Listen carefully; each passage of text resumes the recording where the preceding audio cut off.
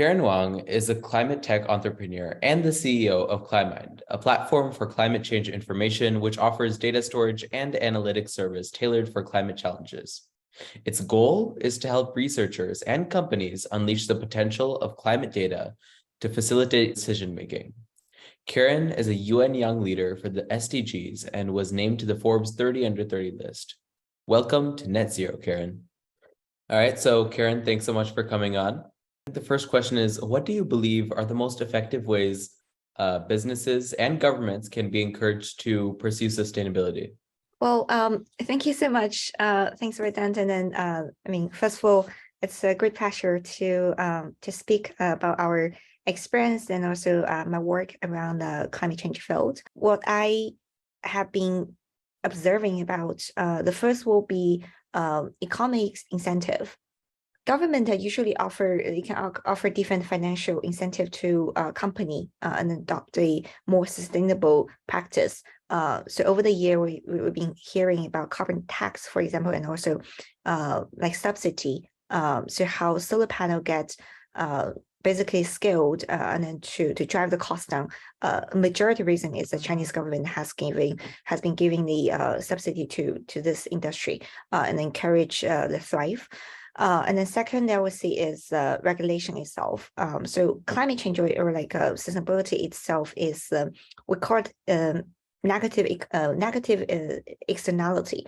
So in the past, like when you pollute or do something terrible to the environment, you don't need to pay for that. But now, like as we have more like regulations to get companies pay more attention to sustainability, and following, I think, is also it comes from public pressure. So especially for consumer consumption industry.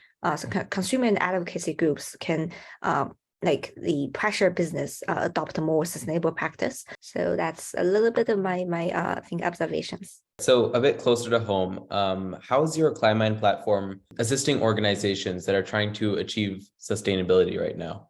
So we got the name by Climate in the Mind. Climate is designed for working on a data as a service platform. So helping everyone to have better measurement and then analysis to climate change information. So there's several concepts behind this, like how to assist organizations trying to achieve sustainability. First is we realize climate change is a data issue, a data problem. When you can measure something better, you can manage it better. That's a more philosophical, conclusion on that. So for example, like carbon accounting, so you need to know how much emission the company or the product has, then you have a better sense like how to reduce and then get yourself regulated well, and then to reduce the compliance cost. That's number one.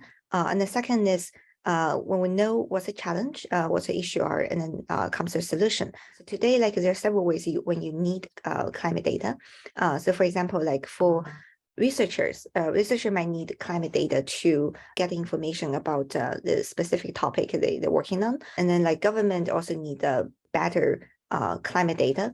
So this is for policy making. Business also need climate data. So business need climate data to evaluate the possible implication of climate change on their operation, and then to develop adaptation and mitigation plans. So Climind is really, we realize this challenge is there are lots of data, there's no shortage of climate data, but the issue is how to integrate data better. So that's technically can be pretty challenging for companies without a background of this. Based on all that, like Climind is building this platform, like you can only have one, imagine like a Google search engine before data, climate data specifically. Somewhere there you mentioned staying accountable around carbon emissions. Can you share any examples from your work and positive ways organizations are monitoring their use of carbon credits now? So carbon credits is different from compliance carbon market allowance, we call it. Credits usually are created by project developers and then get verified by third party and then get issued by the carbon registry. And then in between, there are lots of called MRVs, monitoring work to ensure the credibility of the credit itself. So those credits can be bought by companies to offset the emissions. So that is what we call carbon credits. Examples, the positive ways how to monitor. Digitization might be a way to go. And this is one way like Climind is working on as well. So helping companies to have better measurement of the carbon asset. Right. And correct me if I'm wrong, but one of the core components of this carbon credit system is the carbon emission cap, correct?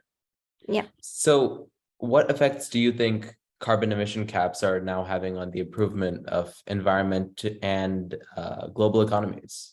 So if we think about it, like what would give a carbon cap? Why it's not infinitive? So when you have the requirement, like it gives a number of positive effects on micro and also macro. So you limiting the amount of carbon like one individual or company can be emitted. It's kind of like encourage, like now you need to hey, pay attention to budget, right? And then to reduce your air pollution or like greenhouse gas emission. So this can address some climate change itself directly, but now it's impacting basically all the industries. So company need to by themselves, like how they react to a new way of the business environment, and then to take care of the climate. And then this also created lots of like consulting or like technology or startups like Climind. So expanding from carbon caps, how should global standards of greenhouse gas emissions just really be maintained and enforced around the world? We shouldn't take the global warming or climate change issues just with one gold standard. But what can be happen, I think is climate change is a common language like for all the nations.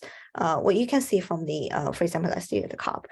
So more than 100 countries sitting at a round table and then to discuss how we should to deal with one topic itself, I think it's a really, really powerful thing. I think like having global consensus, but act locally will be a really important thing to consider whether we're doing more regulation or we're doing like business ways to tackle the climate issues.